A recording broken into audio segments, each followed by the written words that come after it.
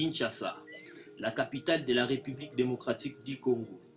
Une ville mouvementée avec une population de plus de 12 millions d'habitants. Une ville où la majorité des familles sont pauvres et une jeunesse qui n'a pas un grand accès à une bonne éducation malgré son intelligence, ses talents et son courage. La population quinoise est exposée à des phénomènes catastrophiques tels que les coulounats, les mariages forcés, les violences sexuelles et psychologiques, tapage nocturne des églises et bars, la consommation en excès d'alcool et de la drogue, les points sexuellement transmissibles à l'université, l'analphabétisme, j'en passe. Malgré sa terre bénie et riche pour l'agriculture, la ville de Kinshasa importe même les produits de première nécessité. Peu de familles se nourrissent à travers les potagers. Le jardin des potages est un jardin ou une partie de jardin où se pratique la culture vivrière des plantes potagères destinées à la consommation familiale.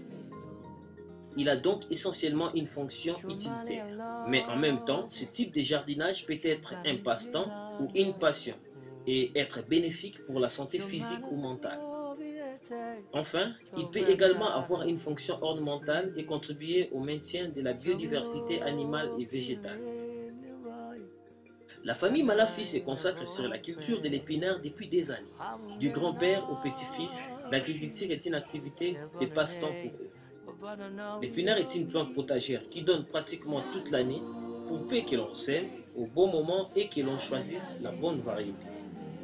On commence d'abord par préparer la terre en utilisant les feuilles ou les déchets de l'otoko pour faire un bon fumier dans un sol meuble, frais et humifère. La famille Malafi sème des graines d'épinards à une profondeur d'1 à 2 cm. Ne les recouvre que de peu de terre, bien tassées sur la ligne.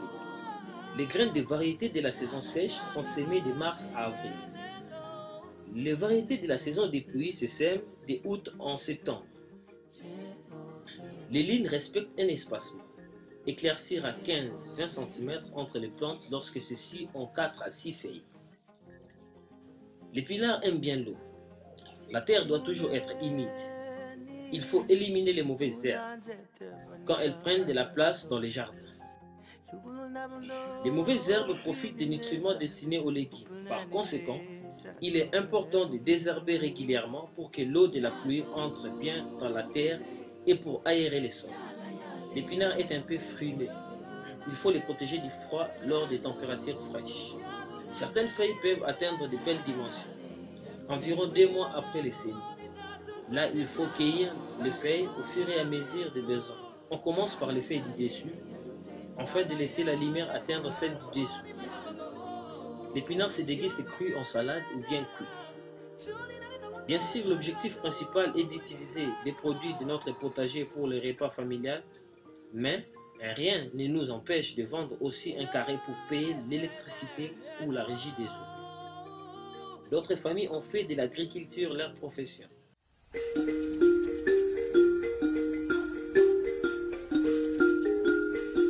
C'est le cas des cultivateurs de l'Itinji.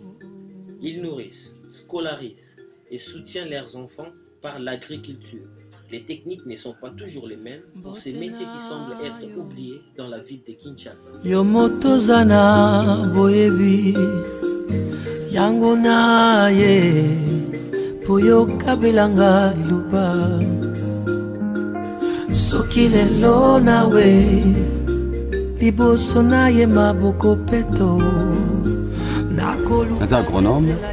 ndenge ozomona wana okutinga nazo bongisa plate-bande nazalaki na dressage sikoyo esala esilaki sikoyo nalembisi mabele mpo nalingi nano na milona na ngai wana omoni eza bitekuteko mabele na ngai ezalaki pauvre sikoyo nalingi na enrichir mabele na ngai ndenge natiaki fumier wana omoni sikoyo esengaki nano na yango ezalaki putulu natie mai de façon que ezana na putulu te awa na iti awa mpona biloko ekola fo fumier so fumier ezangi biloko ekola te yana fumier eza nécessaire otianga na mikala ndunda mpona ata ndunda te ata biloko elukaka même bafleur ape ezala malamu otianga fumier yalomba tokebilaka matiti oyo makasi awa nde fumier ezala mapasi awa na kati ya iti ya solo Zelo yue bungi saka molili yambona bana kosala mabende zana na koko tiana pompi pour na battre régie des eaux na kito solo na bango bateli ngai pompe ce qui est baleza musika wana na tie pompe kasi soki baleza pembeni na yoko luka pe machine na tie yango pona ko benda mai pona ko kende musika te na zo moyen ya ko tia na bilanga biloko to salelaka ya mibale tozaka na ba rosoir foko luka pe misolo ko soma ba rosoir to pe ozana moto asalaka yango oluki pe manzanza ko pesiye asalelo biloko wana ye pa kamati po kamati pe ko zana ba Congo soma ba Congo soma ba rato osoma pe bakanya oyo eloko moko tosalelaka mpona kozwa matiti ozala pe na pusupusu ozala pe na brouette ngisaka molimo na bonzela wana naponi kolona na elango yoya zaboye der mai kofungwana ata lundi ata lobi dimanche o dimanche na sala kate na tembele na prière ko ata lundi na ye na te na rosoir le mai kofungwana mai ebimaka na robinet soko ekiti na bamunani na libulu ale tobandi kozwa tobandi koya korose naponi kolo na elango oyo ya mwina naboyi nzelo lele kotelema soki mai ebimi nazwi mai ya propre nazokotia wana estokoli oyo yango mpe etelemi mbala moko eza mabe te po ekola bien ekola ngai natiaka fumier ya nani ya mfungwa me engrais chimie oyo ngai natiaka mpenza te natiaka na ngai te totie bangrais chimie tel ke toza na ammoniaque oyo tobengi mungwa mais eza mungwa biloko te tobenga yango ndenge mpesaka eza pembe toza na 17 tobengi yango eniac eza lokola vitamine na yango soki mpe naza nango te toutilisaka badéchet ndenge ezali wana ezali oyo tobengi ammoniaque ekolisaka biloko mpe eyindisaka yango eti yango lolenge ya malamu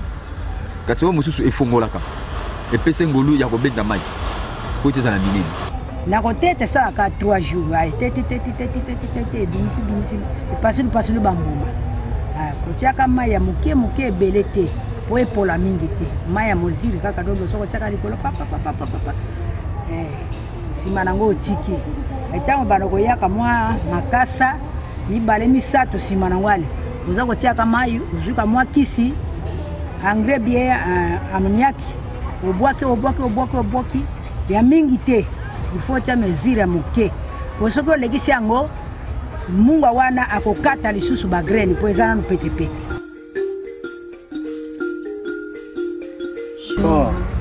bamosusu esalaka 21 jours ngai esalaka 14 jours okoki koluna ya yo 4 jours 3 jours me ngai na koluna ya ngai na nsima ya ngai ekotekama pa ekolia bafimie natiaka solution yango kaka fimie bango bamosusu wana komona bati mikala ya pamba balulu lelo kotelema tia ngisi mingi me ngai wana nasalaka ngo koluka nde nzela ya kimia molimo ozala likama na nde tolobi ya ndako nakokobuka mpe nda bandunda soki esali nzete boye napesi mpe moninga apesika mwa meya 1000 francs 500 francs po esunga na oyo besoin naza nango moni mosusu mpe boye eza famille titobi famille c'est-à-dire naza mosala te mais mosala napesi oyo nzambe apesinga bilanga natangiselaka kobana nakoki kobala mpe wana nakoki kosomba mpe lupango natongi ndako nasali mpe makambo mosusu mpona mosala bilanga mosala bilanga ozosunga biso ye bana bazotanga ozobisa biso kolia nzelo ya molili epusana pembeni na ngai te nongi matiti ezala kobima ebele bana klasi ta ya kokata matiti mpenza eza te yango na ekolo amonaki ke malamu bamama bilanga bakota kamwa ndunda na bango babanda kolona lifuti na bango nde yango wana po batiaka na kati ya klasi propre ezalaka matiti te po banyoka mpe balaki kokota ntina basali oyo ndenge matiti ezalaki ebele bamindele bazakotaka bango po matiti bana ndika kotaka modongo bazokoka kotanga te matiti po banyoka po oyo ezalaki esobe ezalaka na zamba banguma basebi kobima ana bato bamonaka bango banyoka moye kuti bana batanga balingi bamwa mbangu soki ofuta bino te ezali kofutela bino na misala oyo ozosala na bapompe oyo bateli bapompe ezali te baluki bisika ezali coke kolinga na mai bamama bango basala misala oyo ya mai bapompe ozomona eza na kati bango bamama temgolo eleki baza kofutela mbongo te mais mpona basentinele po tokanisela bango bakafe elongo kuti mpo nde basenzelaka bazotambola mpe mpona kobatela biloko bamama tobana kosangisa ta mosusu totie bango bakafe mpo bamelaka mwa kafe na butu batambolaka te basenzelaka te bazoleka basenzelaka mama kotala bafuta biso ebungisaka molimo ebungisaka molimo naponi kolokolo na elango oyo ya mwinda naboyi. L'agriculture est un moyen efficace pour diminuer la famine et pour contribuer au développement d'une nation. Le potager nous préserve face aux multiples risques et dangers des engrais chimiques que les agriculteurs industriels utilisent. Dans nos marchés, les nourritures sont exposées en même les sols. Les conditions sanitaires ne sont pas toujours respectées. Saka molimo.